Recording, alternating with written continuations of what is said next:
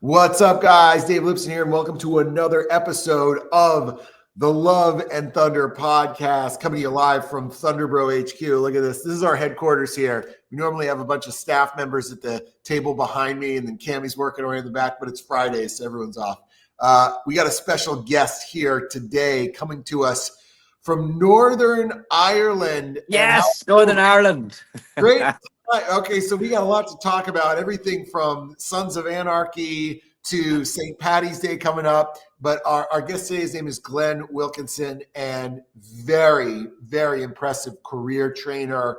I came across Glenn on Instagram, started looking at some of his stuff, and thought, man, this guy really gets it. He's really got a good system, a good plan, and has been a great product proof himself of what's possible when you learn how to train intelligently and for the long term. And at 54 years old, you would never guess that Glenn is that old, especially with his abs and his pecs and his striated muscles and muscle separation. Glenn, welcome to the show. Thanks for having me, Dave. It's a real pleasure, and I bring you greetings from Belfast in Northern Ireland. Glenn, I think a lot of people would look at you and have a similar reaction. What's the secret, bro?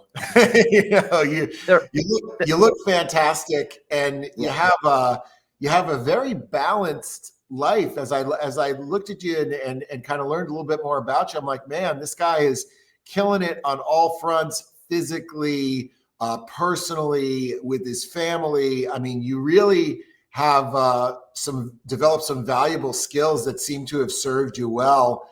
Yes. Tell us a little bit about your story, like how you got to where you're at now, like your training history, like what made you who you are today? Wow, that's a great question, Dave. So I have been into exercise since I was 16. I was a former professional soccer player in England. I played for a well-known team called Chelsea. Oh, we gotta talk about that, because I know we got some soccer fans in the crew. That's a big deal, dude. I mean, that's not no small feat. That's some major sports in a major market. Yeah, this was a long time ago. This was before what we have now is the Premier League, which is it's just a different level.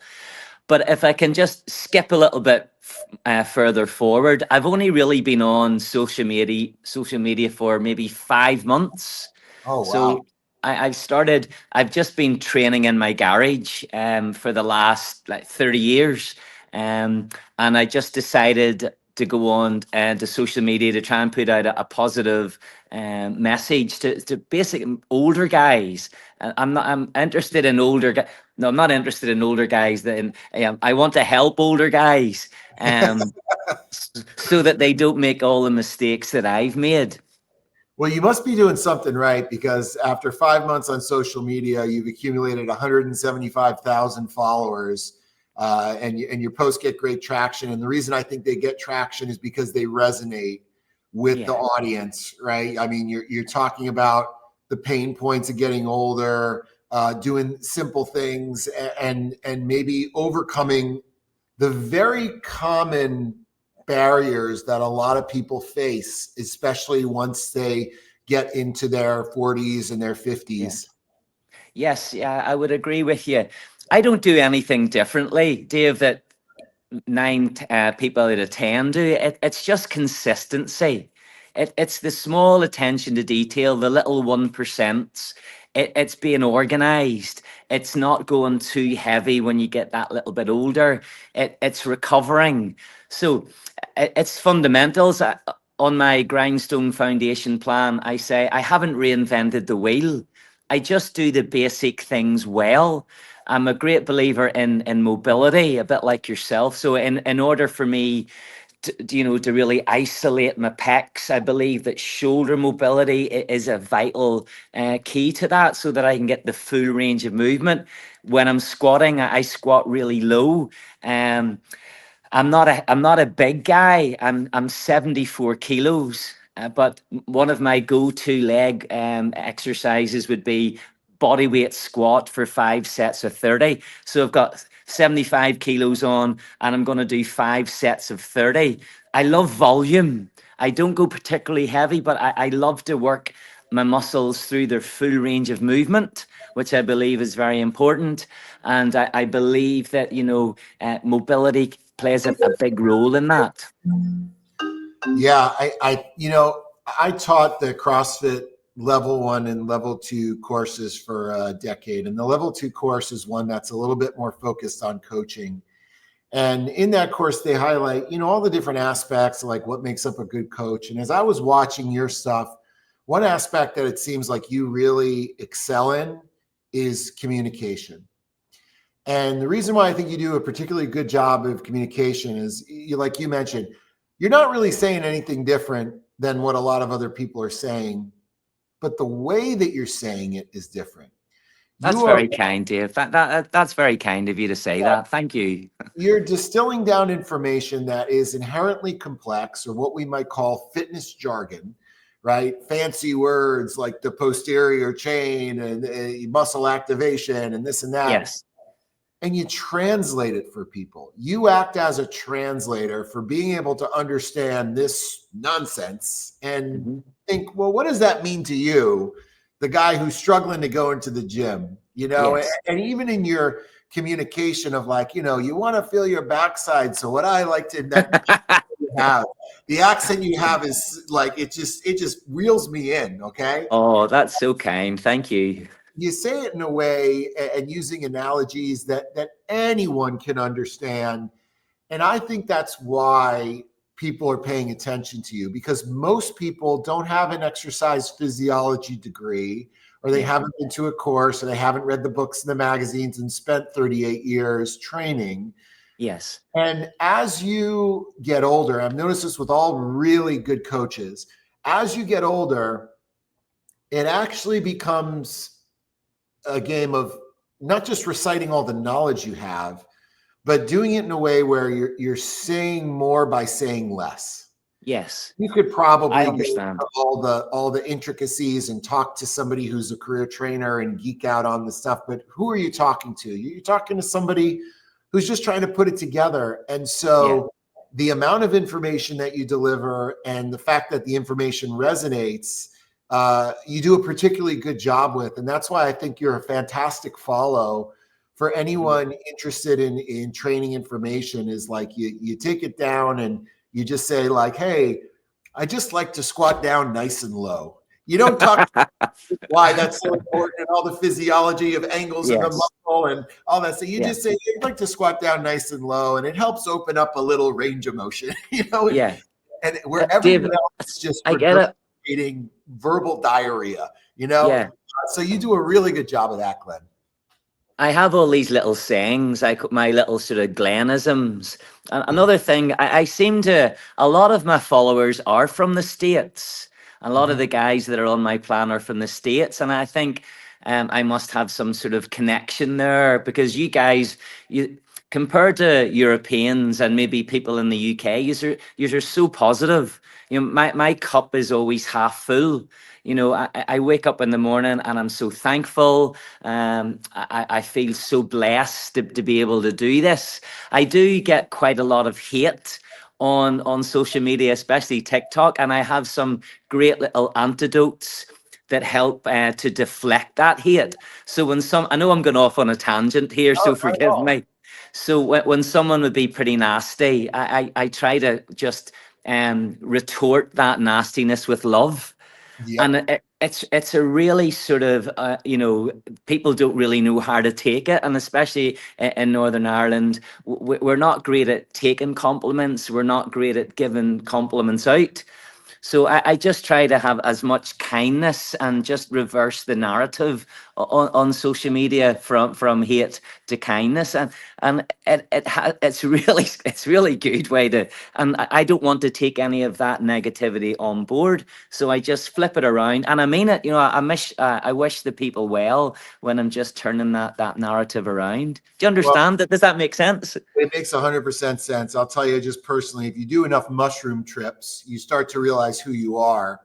Yes. And when you're able to harness your essence of that energy that is you, you realize that all the things in your life that are trying to take you away from that are inherently evil things. Like Yeah. they just want to try to make you. They don't like they don't like what you represent because it in some ways threatens them. Yes. And all those people, and everyone gets comments about it. One, you got to stay focused on your mission, which is most important. You're doing a really good job and working hard to put out good things into the fitness ecosphere and really help guys in a meaningful and accessible way. Mhm. And so, people don't like that. And maybe they don't like that because you look great and you're doing well. Maybe they don't like that because of something that happened to them. But, hurt Yeah. people. And where Yes. someone Yeah, might that's true. react with violence, right? Mhm. What I normally see is I just see a person who's really hurting inside and maybe needs a hug, maybe needs Yes. help. I mean, there's a lot of That's lovely. angry, hurt people here. And reacting in that way, not only does it diffuse it, but like you're saying, it kind of throws them off guard. It does. Yeah. It's disarming. You have all these things, you look great, you're this inspirational guy, you're helping people, and you're going to be nice to me, even though I tried to slap you in the face publicly. That's You don't even class. know what to do with that. They'll just be like, well, Yeah. I got nowhere to go. I got nowhere to go with this. Yes. And some people are out there just looking for things to hate on. I think it's a lot funner to look for things to lift up. I think that 100%. Yeah. rising tide raises all ships, and Mhm. joy and generosity has a way of paying itself back sevenfold. That's right. So, Yeah. and I look at you, I see a lot of joy, I see a lot of passion for fitness, I see a lot of generosity and just, trying to help people and give them good free information. Yeah. And staying focused on that is the name of the game, because there's always going to be things that forces in this world that don't want you to have that relationship with yourself, don't want you to have that relationship with God, and Yeah. and are going to try to bring you down to where they're at. Amen. That's amazing. Yeah, that's really well succinctly put. And you were talking about like all the all the tricks that you've used to kind of stay consistent, and that's such a operative word for anyone that's achieved good long-term success, is being Yeah. able to repeat quality habits over a long period of time. Things change, like you mentioned, when you're younger, you have a little bit more slack, you have a little bit more leeway. I Yeah. used to play pro sports too. I played baseball. I don't know if it's that big in Ireland, but when I was playing baseball, I could go out drinking. I'd go and eat, Kentucky Fried Chicken or, Panda Express after the Yes. games, and still walk around with a six pack and be able to perform on a Yeah. short rest that night. But as you get older, those margins of error start to become slimmer. Yes. You need to start living with an increased level of precision and accuracy, or intent, right? Where everything is kind of on purpose with purpose. And I think Yes. that's where people fall off, is they can choose one of two routes. They can either accept the fact that they're like, well, I guess I'm getting older and it's all downhill from here. I think that's a very fatalistic attitude. Mhm. And it's not in my personality to give up, because I believe where there's life, there's hope. You can still 100%. Yeah. just, What age are you, Dave? what's that? What age are you? I'm 42, but I really Oh, hope that I'm doing as well as you are at 50, 54, almost 55. I think you just train a little smarter, and being organized is the key. Being prepared, just making sure that my nutrition's on point. I don't overeat. I would. I walk around all year round between 6 and 7% body fat. And again, I just, it's not brain surgery, is one of my Glenisms. I just eat the right amount of carbs. I eat the right amount of protein. As I'm getting older, I try to balance my hormonal transportation a lot better. I eat lots of fat before I go to bed. I don't eat processed food. We live out in the countryside, so all the food that I eat is really good quality. I believe that what what a fantastic advantage that is. It is. We're lucky here in Ireland. We are lucky. You know, we have free range chickens. We have, you know, lamb. We have, you know, everything's around. I Lots want of to good come out and fish. visit. I want to go spend some time out in the Glen.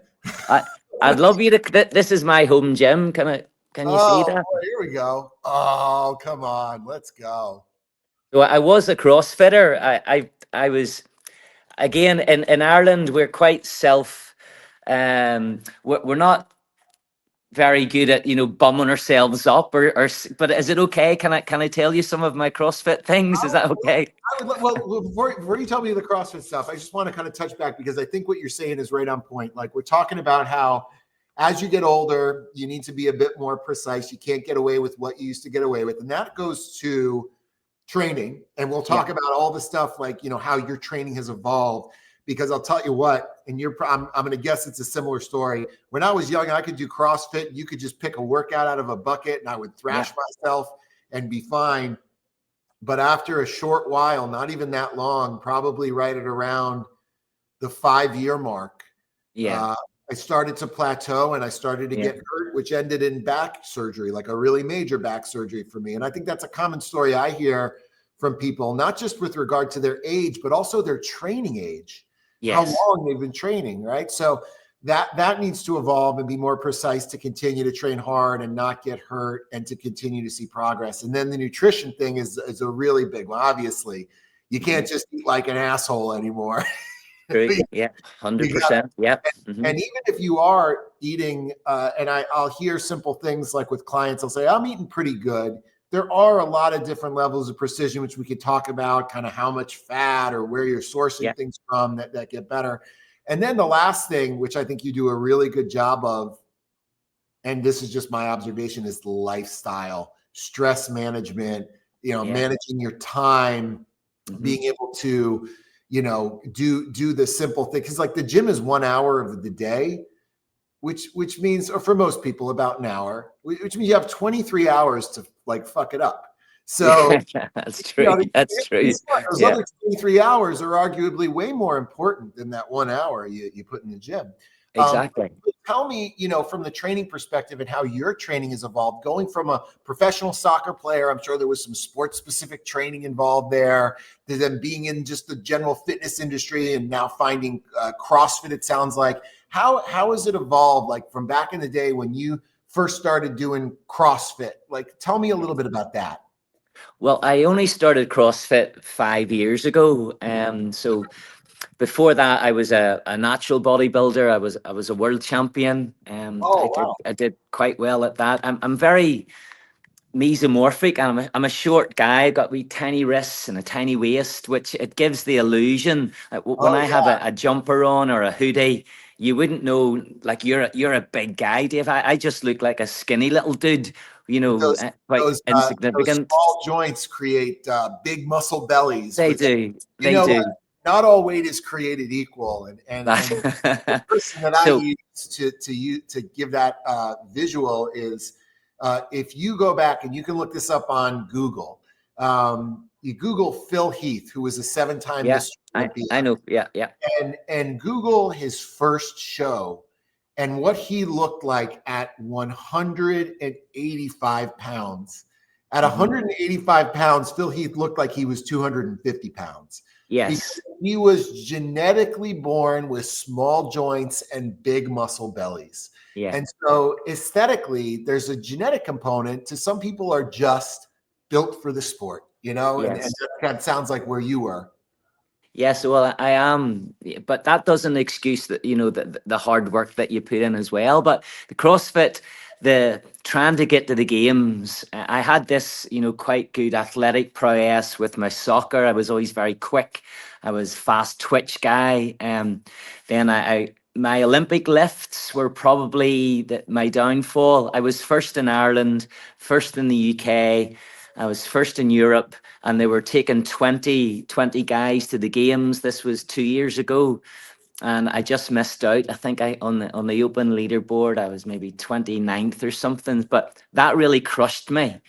as you say, Dave, that 5 year sort of CrossFit thing. But I'm still I enjoy CrossFit, and it gave me a good start. But now I'm being more selective with my exercise prescription. I That's enjoy. a really good point. Like that's one of the things is like, I'm sure that when you found CrossFit, like a lot of people, it was probably transformative to some degree. It was. It's just a different fitness experience, way different than what you were probably used to as a natural bodybuilder.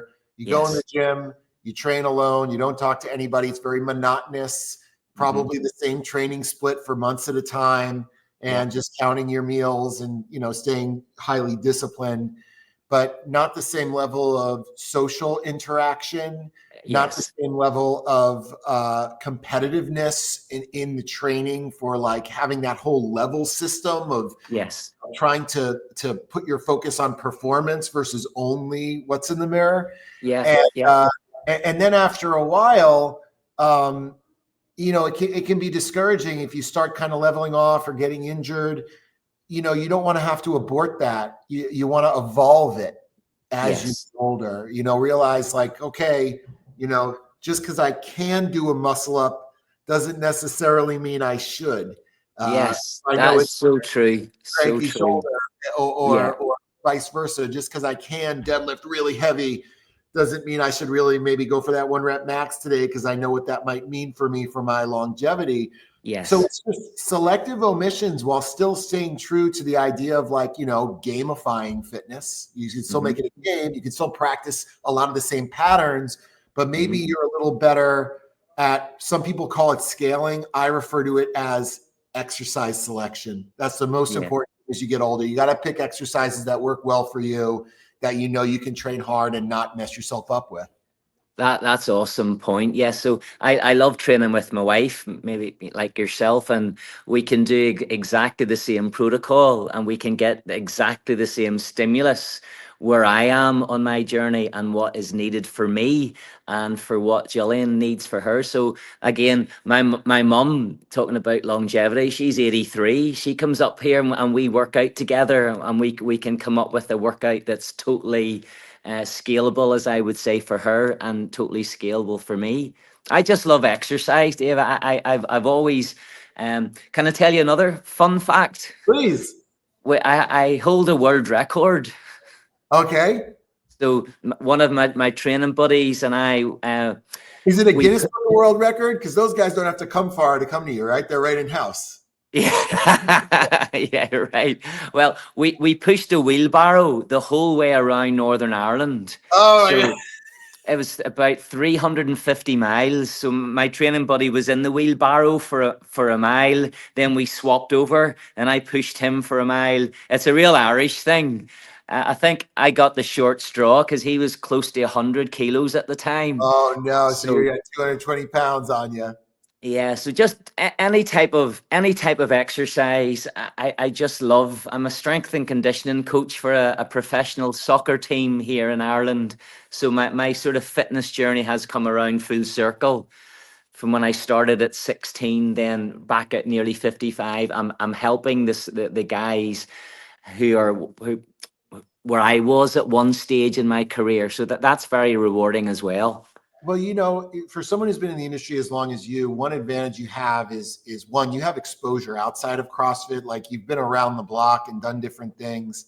And so you start to understand and respect the context of where all these different tools fit.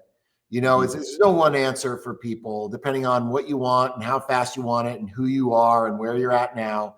And just like, you like, training evolves. It evolves Yes. as you get older. It's Does. going to be a journey. You're going to go through all these different phases and try these different things and kind of come up with answers for yourself. One thing you mentioned that I think really resonates with a lot of people is, and I tell this to folks usually when we do client calls, I listen to their story, and it's always the same story. Mm. I'm a lifelong athlete. I found fitness, I found CrossFit, and it became an integral part of my life and really a fabric of my identity, Mhm. and part of who I am, the joy of movement. Yeah. And so, it becomes a real trigger, a real pain point when you hit a roadblock, or a challenge that threatens to take that away. Where Yes. you're like, oh, wait a second, I can't do this Can't do anymore. this. Yeah. The thing that I love is slipping away, this pursuit of being this, like for what, it's not just physical, it's also mental, right? Like chasing something, pursuing something, and to feel like you get your legs cut out from under you for one reason or another can be very discouraging. Yes. I And agree. then, if you're determined, you'll find an answer, and that's why the training evolves. Yes. But I understand. I've been through it myself with, one, coming from sports. It's the same thing, right? You identify as an athlete in that sport, and then one day that ends, and it's like do you ever see the movie Zoolander? Yes. Okay, Yeah. in Zoolander where Hans is now in the picture, right? And he walks outside and he looks into a puddle and he's Yeah. like, who am I if I'm not Yeah. the best model in the world? Like, who am I? And so you go through that enough times and you start to realize that these things are just vessels for you to express your gifts. It doesn't matter what you're doing. Maybe you're pushing a wheelbarrow or playing soccer or doing CrossFit or doing bodybuilding. It's just a vessel for you to express your joy of movement that makes you feel who you are. And it's not the thing that's important. It's the way it makes you feel. It's your ability to express those components of yourself and feel like this is me. This is who Yes. I am. You're very wise, Dave. You've got lots of wisdom for your 42 years. Thank you. You go through enough injuries, you learn something. Yes, I've had some. I've had lots of dislocations in my shoulder. I've dislocated this one 3 times and dislocated this one twice. So that's where my rehabilitation protocol for upper body and on my Instagram, I try to put lots of sort of variations of simple mobility exercises. It's not all about just lifting heavy, as you say. It's different angles. It's trying to think about the person in the street. How can they make their fitness journey better with some of the information that I'm giving them? And I always just talk about my own experience. I say that it's not brain surgery, and the more simple that I can keep the exercises and how I explain them, as far as I'm concerned, Dave, the better, so people can understand them. Yeah, and that's that we were kind of talking about that is like, being able to, in a very elegant way, say very little, but somehow say it all, and distill that down. Oh gosh, it's so interesting. There's so many things to kind of talk about. One thing I wanted to bring up is, and you mentioned this a little bit before. You observe things for long enough, you start to notice patterns, right? Yes. And one pattern that I've noticed, across our athletes and for myself and my wife, who's a very competitive CrossFitter, is that the two common players associated with injury, like these two things are usually present when someone gets messed up, is speed and load, right? Yes. So speed, like I went too fast and I Yeah. lost position, and the clock was going and you're like, forget the mechanics, I'll just go a little faster and round my back at the bottom or do Yeah. whatever just to get it done. And then you end up with some kind of tear or some kind of dislocation. Just the movement got sloppy. Yes. Or the load, like, hey, I got overzealous, I went too heavy, maybe too heavy too often, and I ripped it off the bone. Yeah. Those two things. And it's a misconception that people have probably from CrossFit and the idea of intensity, that like intensity is where the results are. Like intensity is your only path to results, and intensity is defined as how fast and how heavy.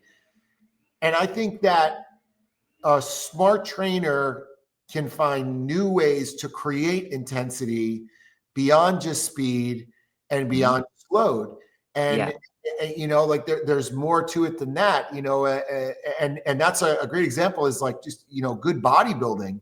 Yes. Bodybuilding is never as heavy as you can possibly can for a 1-3 or even a 5 rep max. Good bodybuilding is never as fast as you can. Momentum is the enemy of muscle hypertrophy because you're taking tension off of the muscle and you're using it, right? So you're not pinning the muscle down.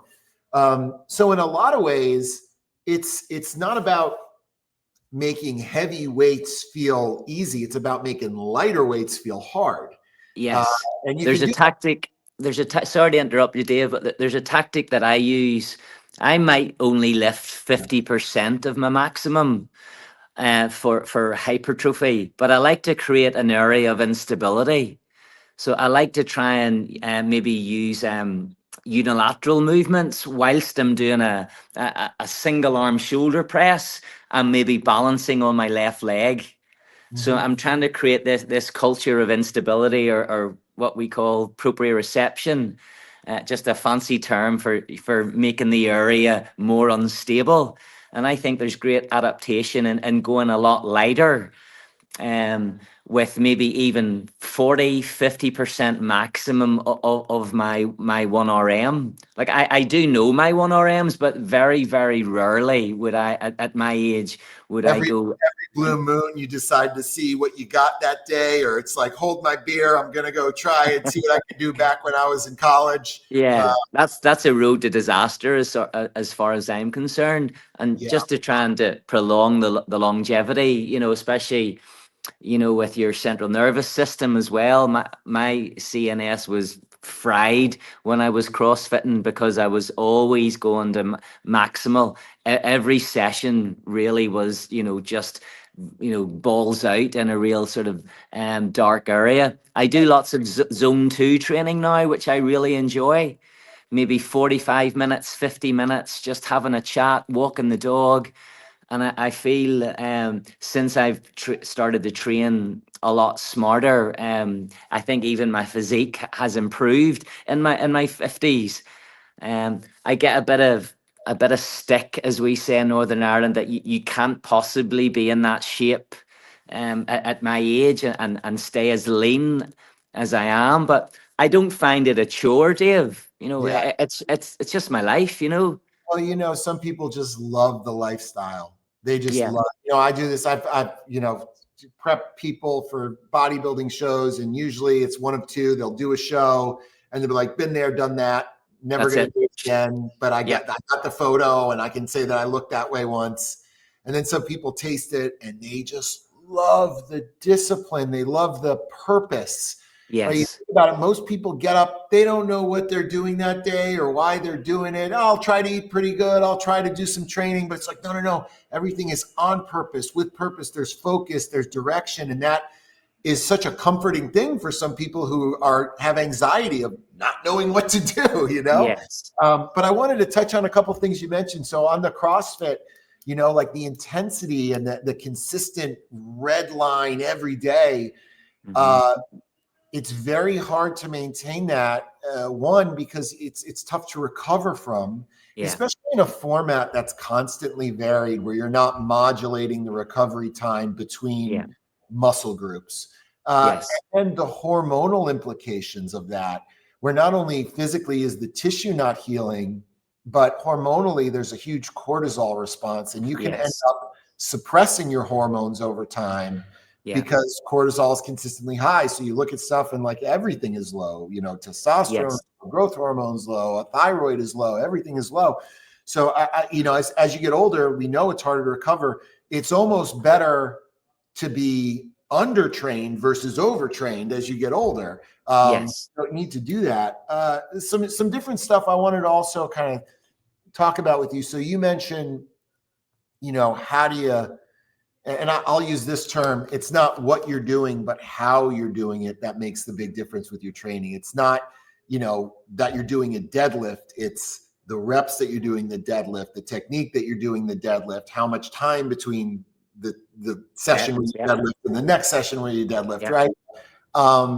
There's a lot of ways I think people don't think of. They probably, because they're just conditioned that it's just moving a weight from A to B, that are fantastic tools. You mentioned like unilateral stuff, like Yeah. doing a single leg or a single arm. I mean, boy, is that great for fixing imbalances, left to right side. Yeah. I tell people, when you're doing like a unilateral movement where you say doing as many reps as you can on both arms, do the dominant arm first. so that you Yes. set a goal for your non-dominant arm because you know it's your weaker side. It's just meant Exactly. Yeah. thing I that, also pay a lot of attention to eccentrics and that range of movement.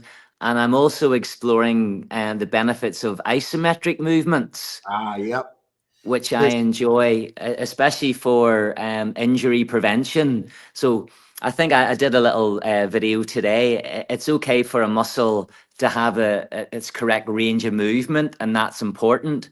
But for that muscle to be strong in that range of movement, David, as far as I'm concerned, is very important. So you can have nice flexible hip flexor, but isometrically, if they're not strong, you're looking at injury. And as you get older, trying to minimize injury for me to prolong my exercise career and my training career is very, very important.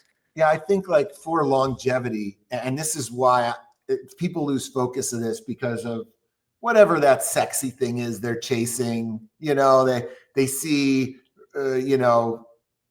Matt Frazier, Tia Toomey, or they're like, oh, I'm going to try to be the fittest athlete on earth.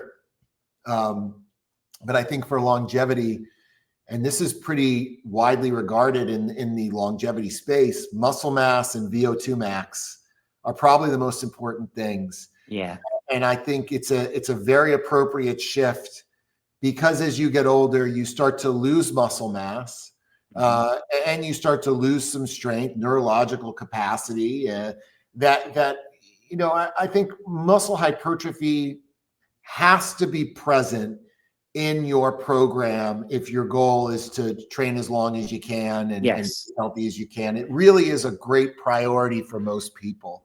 Yes. And I so it agree. doesn't make sense to necessarily just be doing CrossFit only. It makes sense to incorporate some strategic muscle hypertrophy for that purpose, and the benefits are wide, right? And you can achieve muscle hypertrophy through such a variety of rep ranges, anywhere from 8 to 12 to 30 or even 50 repetitions.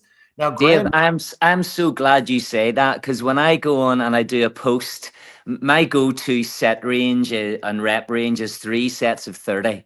yeah, I just love 3 sets of 30. And people would come on and say, this is impossible. And statistically, and this study says this, and this study says that. And I said, well, I'm living proof that 3 sets of 30, it's not all about 8 to 12 for hypertrophy. That there's one study says this, the other study says that. But I'm a living proof that, there isn't one shoe that fits all. and that's what it's interesting because studies aside, what works. And I started Yeah. really getting interested in this about 10 years ago after my back surgery because I couldn't lift heavy and I lost a lot of mass. I lost 30 pounds and I'm like, well, the doctors say I can't lift heavy. Like, how do I grow muscle mass? And I Yes. came across a guy named Dr. Brad Schoenfeld. And if you've never heard of him before, you should look him up. And there's a great book he wrote called The Science of Muscle Hypertrophy. And in Wow. this book, Brad highlights this concept of like you can achieve muscle hypertrophy anywhere, 8 reps, 20 reps, 30 reps, 50 reps. You can. It's a different mechanism by which the muscle is growing, but the one Yes. common denominator is that regardless of the rep range of the load, you need to exhaust the muscle close to failure. You mentioned you never go completely to failure. You go to Never. maybe 1 rep in reserve, or what a lot of Yeah. people call RPE 9. That's an effective repetition range because you're close to failure, and that Yes. number slowly works itself up. Maybe the Yes. first time you were doing the dumbbell bench press, you were getting 30 reps, and then it's 35, and now it's 40, but you're still getting close to failure. And you can achieve this through the traditional route, which is called heavy mechanical loading or muscle tension. And that's usually that 8 to 12 rep range with control. Maybe there's a tempo or a 3-second negative or a pause at the bottom, but you're in control of the weight and you're maximizing the tension. What a lot of people don't think about is, that concept of tension. You can increase that by putting more weight on the bar. You can increase that by extending the duration, so how long you're holding the weight, the time under tension. Yeah. But you can also increase that by adding in different movement variety. So for like a lot of CrossFitters, they do a ton of push-ups, they do a ton of flat bench, but they very rarely do an incline bench press. So the Yes, I would first time agree. do an incline, they respond to it very effectively because the sensors in the muscles are not used to that, and that loading stimulus is enough to create that response. So there's the heavy stuff, and some people naturally just respond better to that. They have more type 2 muscle fibers, and that's where they see the most growth. And then there's concentration work, which is more about like muscle micro tearing or doing damage to the muscle. So you might isolate a muscle. I know I've seen you do stuff where like I do bicep curls, or I do this isolation movement where you pin down a muscle, you move very slow, maybe an extra wide range of motion and a very slow negative, and you're doing a lot of damage. But the last method is what it sounds like you like to do, and I think it's great for people coming off of injury. Is fantastic. Is a way to achieve muscle hypertrophy with very light weights. Is called metabolic stress, and that's lightweight, ultra high rep, and usually very short rest. And what that does is it gives you, the old adage is it gives you a pump. What it's causing this intra and intracellular swelling in and around the muscle fiber. And that swelling creates an enzymatic protein response that helps the muscle grow. So it's what they call sarcoplasmic hypertrophy, where it's not the muscle damage or the tension, but it's the buildup of all that fluid. And you can see an example of that with, have you ever seen the blood flow restriction? Where themselves, they're like, oh, you came off of an injury and now you're doing air squats with blood flow restriction to grow your quads back, because it tricks your brain into thinking, oh shit, the muscle's close to failure, and all those anabolic responses start to come into play.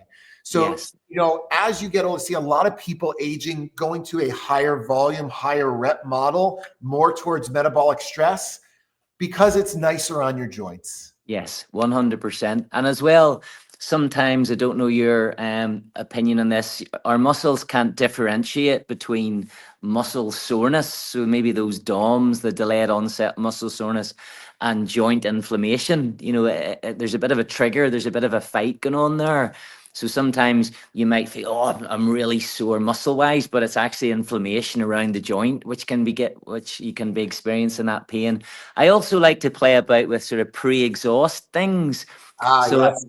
So I fatigue the muscle. Maybe I'm doing a chest, and I fatigue the muscle with some flies. So it means that I don't necessarily have to go that heavier with the load when I go maybe an incline bench. I always like to try and shock it and mix things up a wee bit. I remember one of my old coaches said, if you do a particular stimulus 5 times in a row, by the time you do it the 5th time, there's no adaptation. That's it, gone. So I'm always mixing things up within the same parameters of good exercise prescription.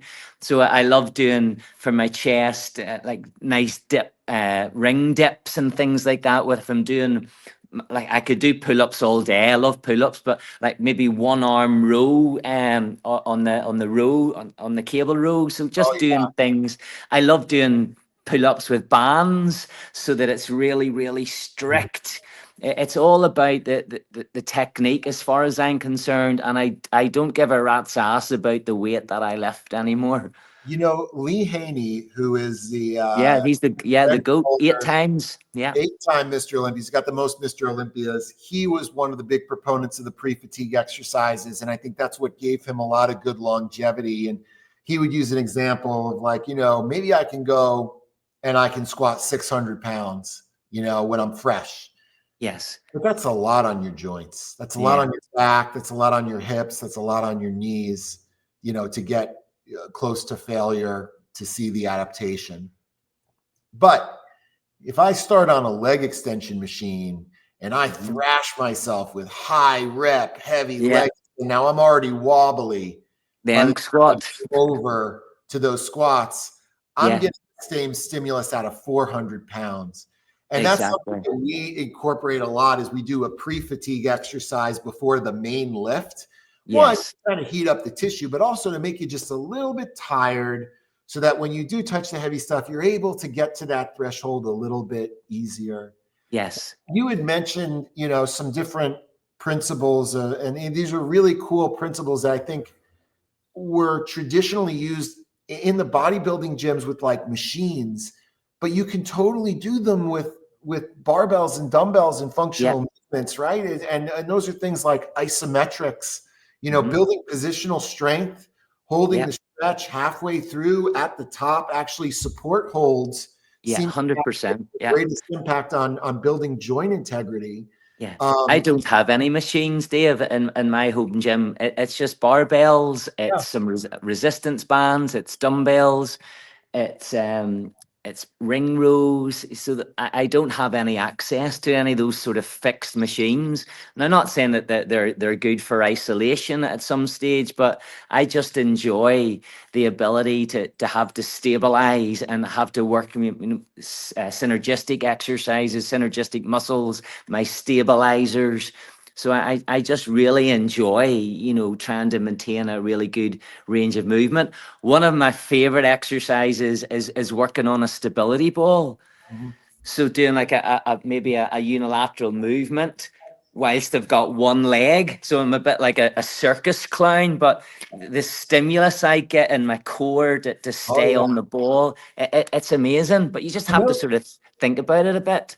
those are also great for opening up range of motion. I just saw recently a video you did, and it was funny because I had put out the same thing probably about a year ago of taking an ab mat and putting it on a bench and just like Yeah, tie it on or just put it on the bench to get a lot of thoracic extension so yeah, that when you get an extra big stretch and open up all that range of motion and press. Or another way you can do it is if you take like a medicine ball and you yeah. just on the ground, you could Yes, do on an your butt. incline version on a medicine ball. Yeah, And that's maybe not everybody has an incline bench, so that's a fantastic substitute to create an incline angle just by going the Bosu ball too is a great yeah, way to get into those really deep lengthened positions. You had mentioned tempos before, and for the layman, and if you go to most gyms, most experienced bodybuilding coaches that watch CrossFitters train, the advice they would give them is to just slow down.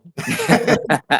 yes, Honestly, yeah. I think people will get so much mileage out of just Slowing down. slowing down and Yeah. without even having to count a tempo, move the Hmm. weight at a pace where at any point in the movement on the way up through what they call the concentric phase or the way down when it's lengthening and that they call the eccentric phase, you could just stop at any point and be in Yes. control. Not only would that feel a lot better, you Yeah. know, but you would see a lot more muscle growth.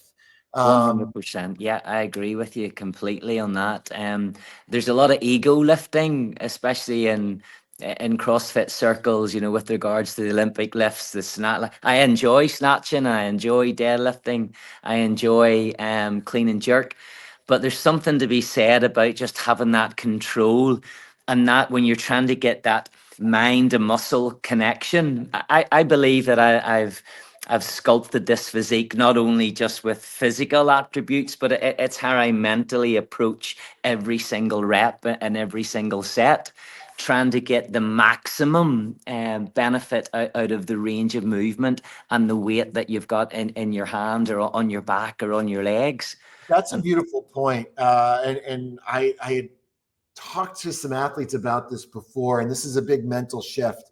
A lot of people, even when they're doing the hypertrophy training, they're doing the sets and they're just like waiting for it to get hard, right? yes, So they're not putting the same focus in each individual rep. And then when it gets hard, then they start to try to focus, right? And I would tell them, like, yes. approach this set of 12 like 12 individual reps and make Dave, rep, that's it. That you are so on the money when you say that. So make each when I, rep as perfect as you yes. can.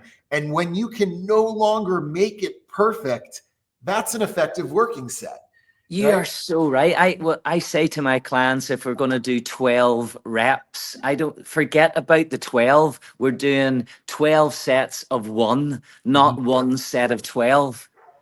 Yeah. You're the only person ever that I've been able to sort of understand that. That's amazing. Well, yeah, Thank because you. it's a shift. It's a shift from just going to, well, how much weight can I do and where's my score on the whiteboard? Which, by the way, that's good for getting people to work hard, but it's a double-edged sword because what they'll do is they'll throw out their technique and they'll trade what they want long term for what they want right now in this moment.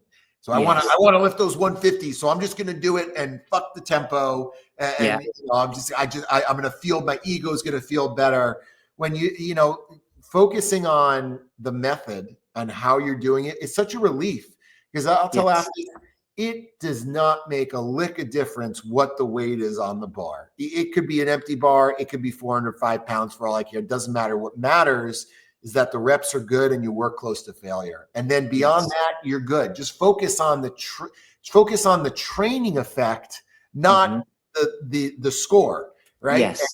And that's a big mindset shift from people who are just so conditioned to their placing on a whiteboard.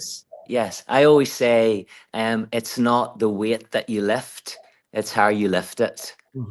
Yeah. So, and there's always a time to do that stuff, but maybe it's not the hypertrophy training that's the best place for that. I mean, sure, with the conditioning, go hard in the conditioning. The calisthenics work is absolutely, like, go hard in the calisthenics work. But you mentioned something that was another big gaping hole for people in the training realm is zone 2 work. Yes, dear. I love zone 2. I'll tell you why I think you love zone 2, Glenn. One, it's the best way to recomposition your body, to be able to target body fat without eating away at your muscle mass. Because as you go to a higher intensity, the energy system changes, and now you're pulling muscle glycogen, which eventually is going to run out. You're going to end up eating away. So it can't always be high intensity training. And the zone 2, for folks out there that doesn't know what that means, it's a low intensity. For most folks, it's between 120, maybe 130 beats per minute, but a conversational pace. Yes. The other benefit is recovery, because it enhances capillary flow. So all the little veins and ventricles that feed nutrients into the muscle, they learn to dilate and they build elasticity and they deliver the nutrients better. So it's a great way for, let's say, sucking out some of the waste product from breaking down muscle and bringing in fresh blood with all the good nutrients that the muscle needs to heal. And it's a great recovery aid, zone 2. It's so beneficial. I do 1 hour of zone 2 training every day. Yeah. And I try to be creative. How you're able to hold a 7% body fat composition. It is.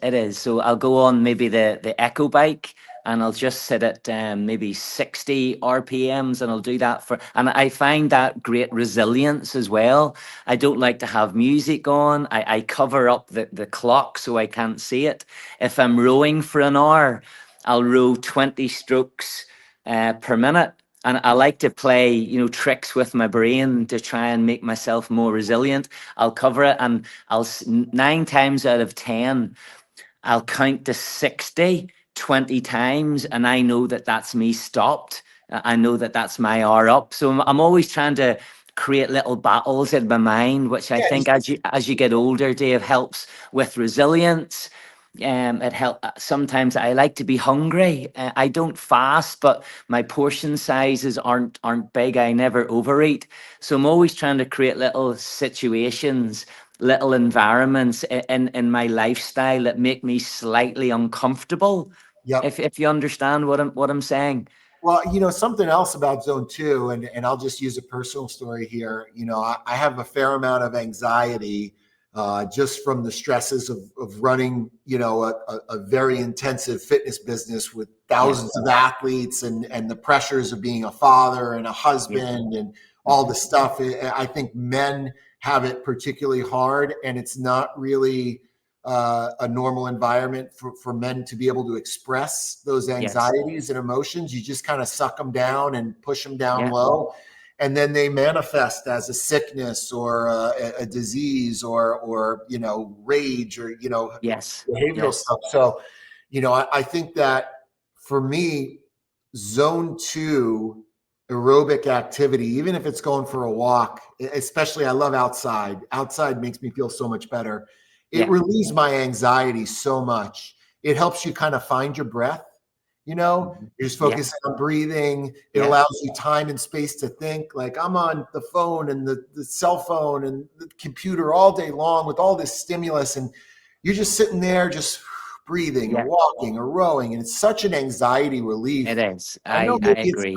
it might not be a physiologic adaptation, but I do believe there's a big benefit Yeah. for people mentally and emotionally just to decompress with some zone 2. It Yes. really helps relieve anxiety. At least personally, I find that to be very true. Yes. I try to, with my clients, my online clients, I try to incorporate or encourage them to do 2 45-minute sessions of zone 2 per week. Yeah. As Just a we nice say, long one.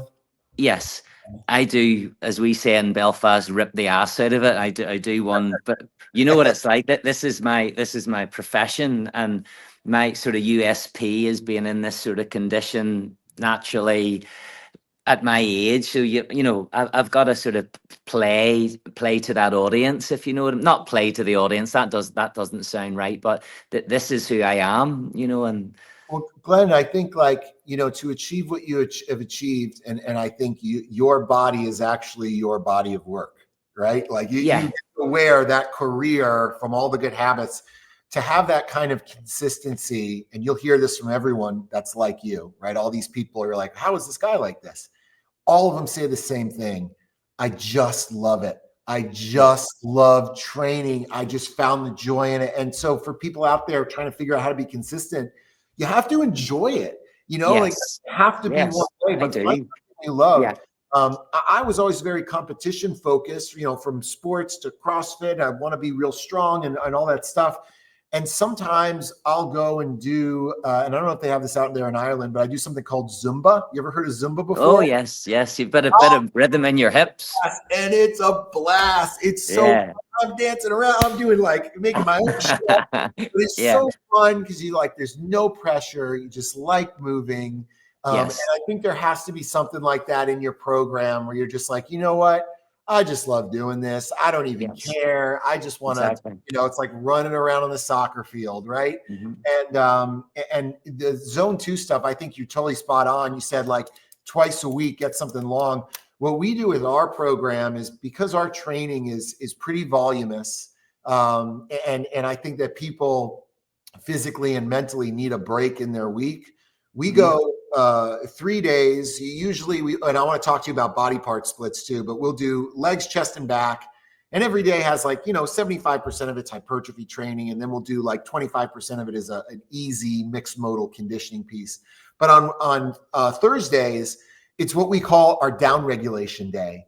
And that's just super easy movement for 45 minutes. We'll have them do something monostructural or just some steady state cardio. Sometimes they alternate between the machines, and then they'll finish off with some band work and just get a little pump with bands, and that's it.